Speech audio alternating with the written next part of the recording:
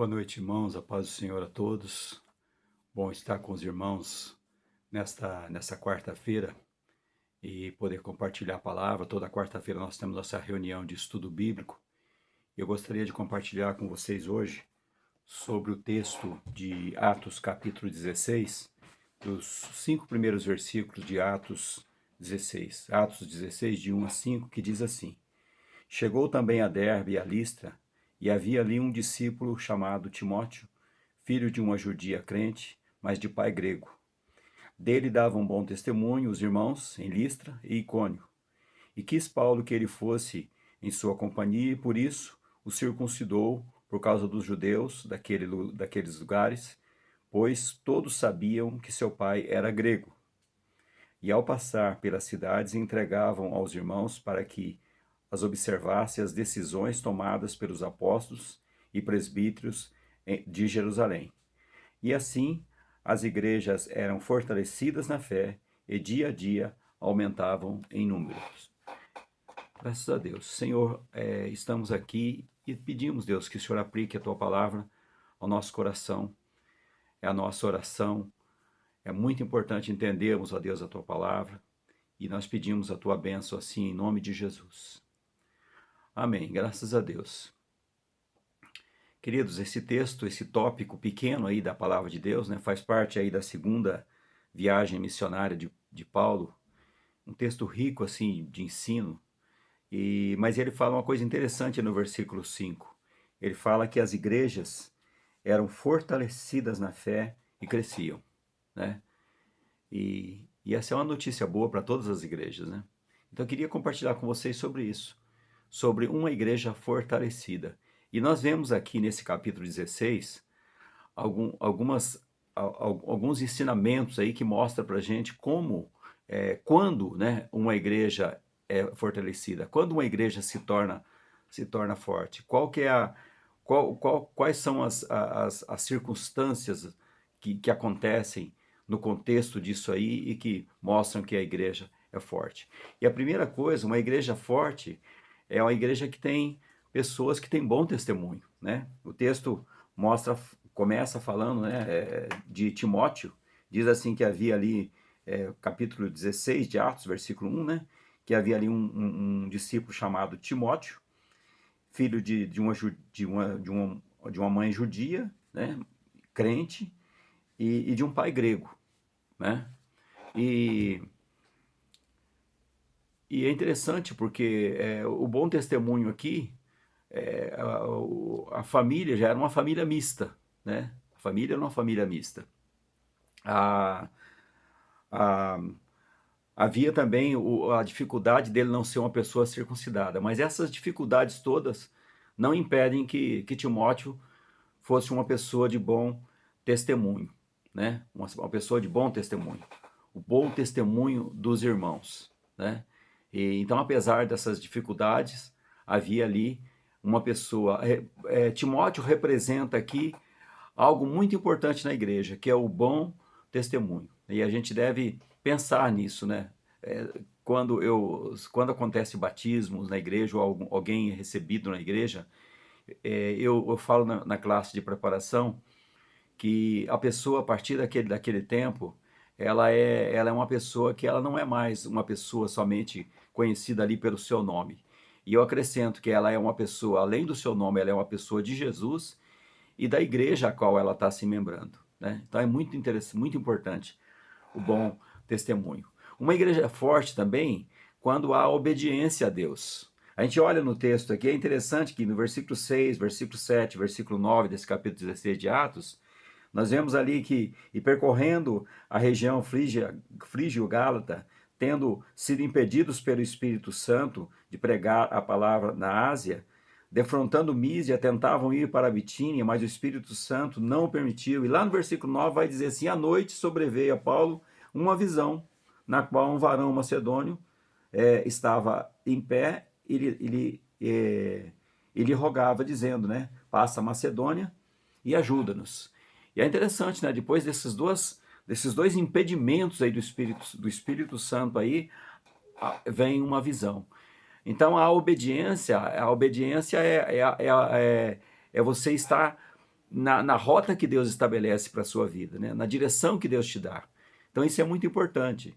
E a igreja, uma igreja forte é a igreja que tem, então, essa característica da obediência a Deus, da obediência ao Senhor, né? Da obediência à palavra, né? E isso caracteriza também uma igreja forte. Uma outra coisa que nós vemos também, uma igreja forte, ela é forte quando as pessoas entendem que Deus é que abre o coração das pessoas. É interessante, se você continuar olhando para o texto, aí lá no versículo 14, você vai ver, a partir do versículo 11, você vai ver que Paulo chega ali em Listra, né? Aliás, em Filipos, né? E ele encontra ali uma mulher chamada Lídia, e essa mulher, ela tem ali como que se fosse um ponto de pregação da casa dela, né? E Paulo chega ali, então ali é um ponto, é um lugar de oração. Paulo chega, prega a palavra, né? E Lídia, o Espírito Santo faz com que Lídia abra o seu coração para o Evangelho, para a palavra de Deus, para entregar a sua vida ao Senhor. E nós não temos dúvida nenhuma que ali se torna, então, um ponto de pregação, uma igreja, né? Então, quando nós entendemos que é Deus que faz a obra, né? É Deus que faz a obra, é Deus que abre o coração das pessoas. A igreja é forte quando há essa ação de Deus, né? Agora, interessantíssimo a gente perceber o seguinte: Deus abre o coração, mas o que havia ali?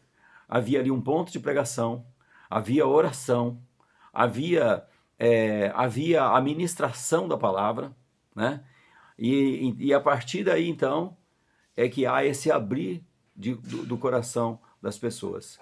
Então, na igreja, esse processo, ele se repete, né? A igreja, ela tem essa incumbência de pregar a palavra, ela tem a incumbência de fortalecer o ministério de oração, e aí quem vai abrir o coração das pessoas, quem vai fazer a obra de salvação é o Senhor. Uma outra coisa que nós vemos nesse texto aqui de capítulo 16 é que uma igreja é forte quando há autoridade contra os demônios. Se você for ali no versículo 16 até o versículo 18, você vai ver que aconteceu que, indo nós para um lugar de oração, nos saiu ao encontro uma jovem possessa de espírito adivinhador, a qual adivinhava e dava grande lucro aos seus senhores. Seguindo a Paulo e a nós, clamava, dizendo: estes homens são servos do Deus Altíssimo e vos anunciam o caminho da salvação. Versículo 18. Isso se repetia por muitos dias. Então Paulo, já indignado, voltando-se, disse ao Espírito: em nome de Jesus Cristo, eu te mando, retira-te dela. E ele, na mesma hora, saiu, né? E a igreja, ela precisa ter essa autoridade, né? A igreja é fortalecida quando ela tem essa autoridade contra os demônios, porque não há dúvida nenhuma que Satanás, ele não descansa em relação à igreja, ele não descansa em relação à nossa vida, a nossa vida como crentes, né? Ele vai tentar colocar ali, às vezes de uma forma assim explícita, aberta, né? Às vezes de uma forma assim sutil, mas ele vai tentar minar ali a obra de Deus ali naquele lugar, né? E a igreja precisa ter essa autoridade, né? Quando nós lemos a palavra, quando nós temos uma vida de oração, nós temos uma vida de compromisso com Deus, Deus nos dá esse discernimento, né? Interessante que o espírito maligno ali naquela moça, ele falava uma coisa interessante, ele falava assim: olha, estes homens são servos de Deus, do Deus Altíssimo, e vos anunciam o caminho da salvação. Estava falando certo, né? Mas estava na boca de quem isso aí? Estava na boca do inimigo, né? Então ali era uma astúcia do inimigo. E Paulo percebe isso aí, repreende o inimigo, e aí então acontece a libertação. E por último, gente, uma igreja é forte quando ela ora e louva, mesmo que as condições sejam difíceis. Do versículo 24, 25 e 26, você vai ver ali que acontece, né, a prisão de Paulo e Silas, né? E eles são amarrados lá num tronco, mas o texto fala que havia ali, versículo 24 diz assim: recebendo tal ordem, levou-os para o cárcere interior lhe prendeu os pés no tronco, e por volta da meia-noite, Paulo e Silas oravam e cantavam louvores a Deus, e os demais companheiros de prisão escutavam. Né? Então a igreja é forte quando ela ora e louva mesmo em condições difíceis. Nós estamos vivendo agora, por exemplo, um tempo difícil. Um tempo em que muita gente se desanimou, sabe, de ir para a igreja, de continuar a sua vida de louvor, de adoração a Deus, de busca do Senhor, né? Esse momento aí é um momento de teste para nós, né? E nós devemos, então, insistir, perseverar nisso. Perseverar. A situação ali era muito desconfortável, mas eles perseveravam nisso e Deus respondeu. A reação à oração deles ali, a resposta de Deus, soltaram-se as cadeias, você vê isso aí no versículo 25, versículo 26. Então é algo assim maravilhoso, né? Então, eu queria deixar esse texto, essa reflexão aqui, né? Porque a igreja, na verdade, somos nós. A igreja são as pessoas, né?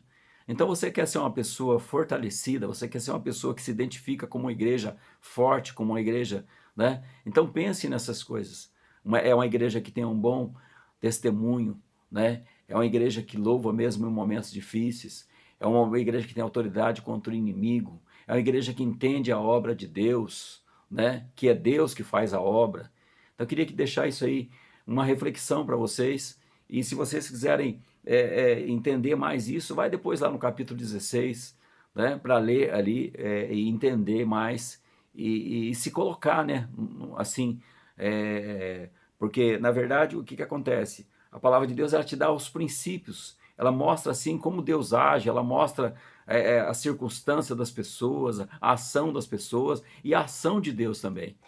E não é diferente conosco, como foi com Paulo e Silas, como foi com Timóteo, como no texto que nós estamos lendo.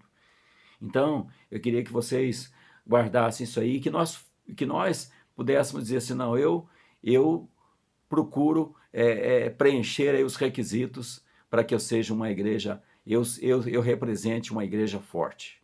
Amém? Ali diz que, o texto diz, de Atos 5, diz que as igrejas eram fortalecidas na fé. E isso gerava crescimento, né? Eu creio assim que crescimento em todos os sentidos. Queria orar por você agora, para que você permaneça firme, perseverante na igreja, na presença de Deus. Amém? Deus de amor, de misericórdia. Te louvamos, ó Pai, pela oportunidade que o Senhor nos dá, ó Deus, de poder estar meditando nessa palavra, de poder estar refletindo a respeito do que é a igreja e de como essa igreja pode ser fortalecida, ó Deus, na direção do Senhor, na bênção do Senhor, ó Deus, na autoridade que o Senhor concede, ó Deus, na manifestação sobrenatural do Senhor, ó Pai. Abençoa cada vida, abençoa cada família, ser com cada um de nós, ó Pai, e nos ajuda, ó Deus, a estarmos sendo aquilo que o Senhor quer que nós sejamos, ó Deus, como igreja do Senhor, representação do Senhor na terra onde o Senhor tem nos colocado. Em nome de Jesus, nós oramos assim, ó Deus, e nós te agradecemos. Deus abençoe, viu, queridos? Amém?